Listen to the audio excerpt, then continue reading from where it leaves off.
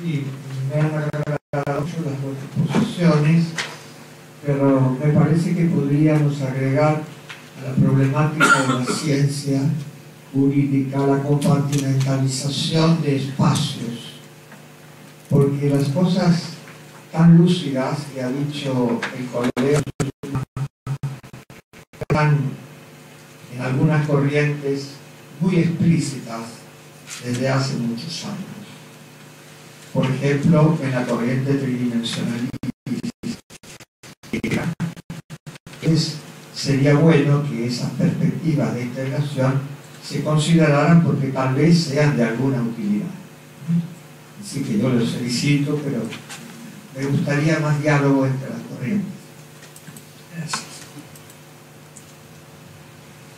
Gracias. Sí, estoy de acuerdo con el profesor Sciuri, más o menos el enfoque era el mismo, pero tal vez con otra perspectiva. Hace muchos años ya la teoría tridimensional del derecho estaba planteada, y nosotros justamente, digo nosotros, cierto grupo de profesores, entre los cuales los antiguos, ¿no es cierto?, del Mundo Fuensalida, el profesor Novoa Monreal, planteaban justamente el derecho como obstáculo del cambio social. Justamente la instancia que se producía entre la norma jurídica y la realidad concreta.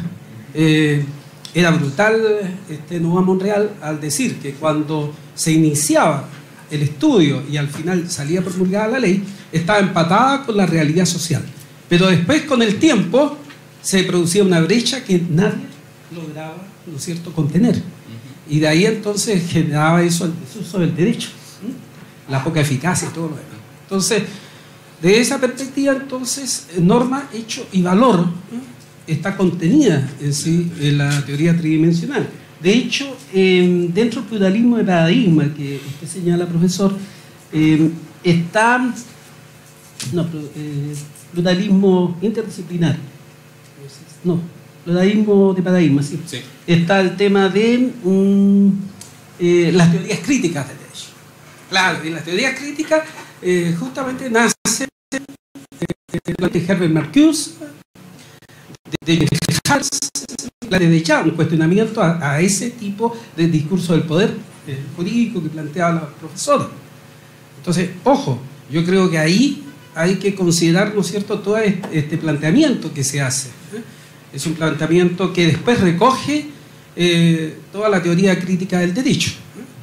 Entonces, yo pienso, no sé, una perspectiva muy personal, nosotros hemos tratado de luchar en contra, por supuesto, de los molinos de viento, de allá de la Facultad de Derecho de la Universidad de Chile, y en general el control, como decía usted, el formalismo jurídico que se impone, tratar de plantear una metodología de la investigación, y ahí que tenga pluralismo. Ahí también usted, sí, el pluralismo metodológico. Yo no estoy de acuerdo con que haya solamente investigación empírica o haya solo investigación documental. Yo prefiero no decir dogmática, porque la investigación documental es más amplia, abarca lo dogmático y lo no dogmático. Entonces, evidentemente yo les trato de decir a mis alumnos, empiecen con la investigación documental, porque ese es el terreno, hay que estudiar las leyes, las normas jurídicas, para después irnos hacia los hechos y todo lo que tiene las consustanciales. Luego, eso es un discurso que hay que, en algún sentido, insistir, porque cuando yo hablé en mi ponencia anterior, ¿no es cierto?, en la mañana, sobre desarrollo del pensamiento crítico, se está imponiendo cada día más un tipo de estudiante que era lo que nosotros estábamos viendo, un estudiante meramente descriptor de normas, y estamos hablando de estudiantes seleccionados, en el caso de Chile, por PSU, que es la prueba de selección, y ahí estamos a los mejores estudiantes, y sin embargo no pasan más allá de la mera descripción, el resumen de una norma jurídica, pero no tienen un planteamiento frente al cambio de la vida. Es una preocupación que creo que...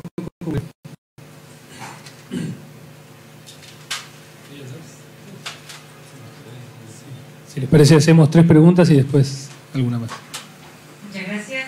En realidad es un comentario quizá para ambos expositores. De alguna manera me pareció que subyace en las dos exposiciones idea es que no podemos mirar el derecho o partir de algún problema desde el deber ser y, digamos, y mirar obviamente los hechos. Creo que eso también sea la suposición. Yo creo que quizás la pregunta es un poco de qué tipo de deber ser es el que estamos mirando ahí, que me parece que tiene que ver con la contraposición entre la política y la metafísica, que en algún momento se señaló. Pero digo, cuando pensamos un problema empírico, quizás queremos recortar un objeto, toda investigación parte siempre de un problema. Si investigamos es porque partimos de un problema, no investigamos para meramente describir lo que ya sabemos porque sí. Ahora, me parece que de la misma selección del problema, el problema es a partir de algún tipo de lo que no debe. Si lo vemos como un problema es porque tenemos algún tipo de idea acerca de que algo debería ser al menos distinto. Quizá no sé cómo debería ser el resultado de la investigación, pero al menos sé cómo no. Intuitivamente, a lo mejor para otros no es un problema. Y ahí me parece que es muy interesante, bueno, por ese lado, digamos, si se puede admitir algún tipo de deber ser en esa selección del problema, y hasta dónde esa relativización, porque quizá lo que yo veo como un problema no es un problema para otro, no es un obstáculo para la ciencia. Y ahí me parece que se abre otra puerta también a pensar algunas cuestiones sobre la interdisciplina, pensando un poquito en algunas palabras que dice Gabriel, quizás era un juego de lenguaje, pero él mencionaba, bueno, a veces el derecho tiene que salir a apropiarse de los campos que le han enajenado disciplina, o, digamos, no podemos colorizarnos por el método. A mí me parece que justamente lo interesante es el ejercicio inverso. Obviamente no resignar barreras, pero sí no hablar de la apropiación o de la colonización, sino también de esa permeabilidad. En mi caso trabajo con gente de lingüística, de biología, de sociólogos, de economistas, no sé, y a veces lo interesante es que no tenemos el mismo objeto, no hacemos la misma labor, pero en el método nos encontramos, por ejemplo, bueno, el filólogo, cómo hace el análisis de las palabras, qué es lo que mira el economista. Entonces, quizás esa misma interdisciplina, aunque no estemos dialogando en el mismo objeto, nos puede nutrir de métodos y nos permita ver algo distinto en el problema. Me pregunto esto, si siempre vamos a rechazar algún deber ser, siempre rechazamos este deber ser, quizás tengamos problemas para encontrar un problema. Una pregunta, un comentario.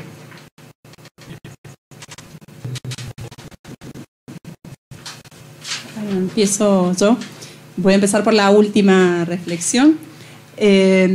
No, para nada se trata de, digamos, de despreciar la dimensión valorativa en toda producción de conocimiento científico. Creo que en algún momento de la exposición lo dije, puedo no haber estado clara. La posición del observador siempre es una posición situada. O sea, digamos, para una concepción de ciencia o una concepción epistemológica actual, contemporánea, crítica, es necesariamente situada. Ahora, esa situacionalidad de la mirada tiene que estar como mínimo explicitada, ¿sí? Tengo que ser consciente, está la base de mi investigación, pero tengo que dar cuenta de ella. Y ahí se juega también la dimensión de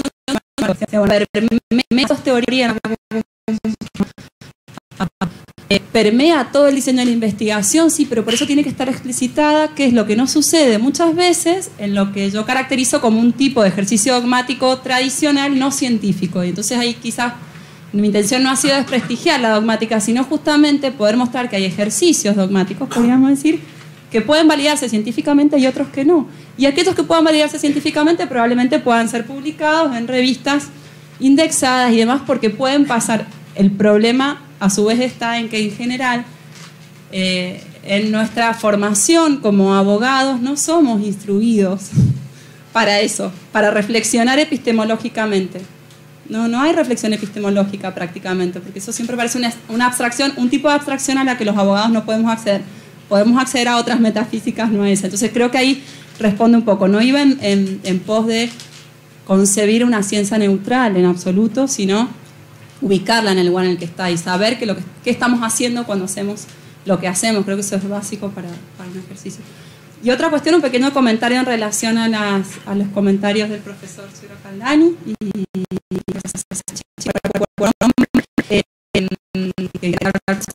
sí, pero sí me parece interesante que si bien uno puede pensar que hay pluralismo metodológico, no es lo mismo lo que hace el tridimensionalismo, de lo que hace la escuela crítica, de lo que hacen otros tipos de perspectivas.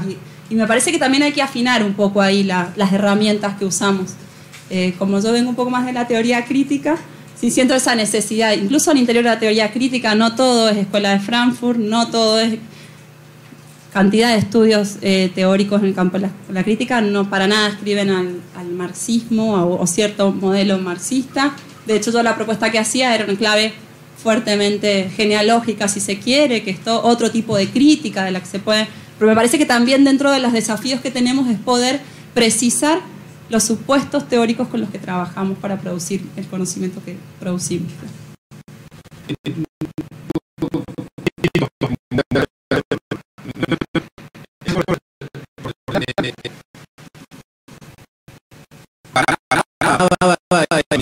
Y se malinterpretó, o sea, hay una cuestión, es fundamental la ciencia comprometida con el deber ser, pero no es lo mismo hacer una ciencia que busca responder con argumentos filosóficos, morales, cuál es el deber ser, a una ciencia que busca describir y explicar en términos científicos, no es lo mismo en el sentido que generalmente se usa, un fenómeno, ¿no? Esos son dos referencias. Vos mismo decir cómo se debe interpretar el derecho de propiedad en determinado lugar. Y son cosas diferentes. Ahora, esto lo empírico para nada se pelea. Hay un artículo de un autor británico que lo hace de una forma, porque es un libro de texto para dar en el grado, ¿no? de investigación empírica y filosofía del derecho. Y bueno, y da miles de ejemplos en los cuales la filosofía del derecho se ha basado en datos empíricos, no elecciones anecdóticamente, porque eso es lo que generalmente hacemos los abogados.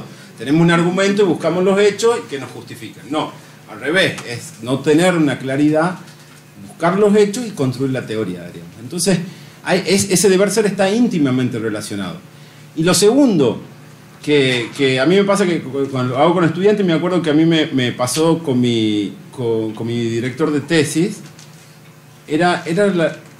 a mí que me molestaba mucho de la decisión judicial, era la controversia de la legitimidad democrática, ¿no? Ese es mi problema del deber ser en el sentido que vos tenías. Entonces mi director me decía, bueno, ¿cuál es el problema de conocimiento, no de deber ser? Porque si vos vas a hacer deber ser, acá al lado está el departamento de teoría política. Te vas a hacer teoría política. Y está buenísimo hacer teoría política. Pero vos has elegido hacer algo empírico porque querés aprender a recolectar datos y analizarlos metodológicamente para responder un problema de conocimiento. Entonces lo que él me decía es, hacer investigación empírica que tenga implicancias sólidas para la teoría de la democracia y la teoría de la decisión judicial y el diseño institucional. Pero eso es deber ser. Es un problema de deber ser y un problema de cosas diferentes. Y se lleva acostumbrado al revés. Está bien, porque tiene que saber. No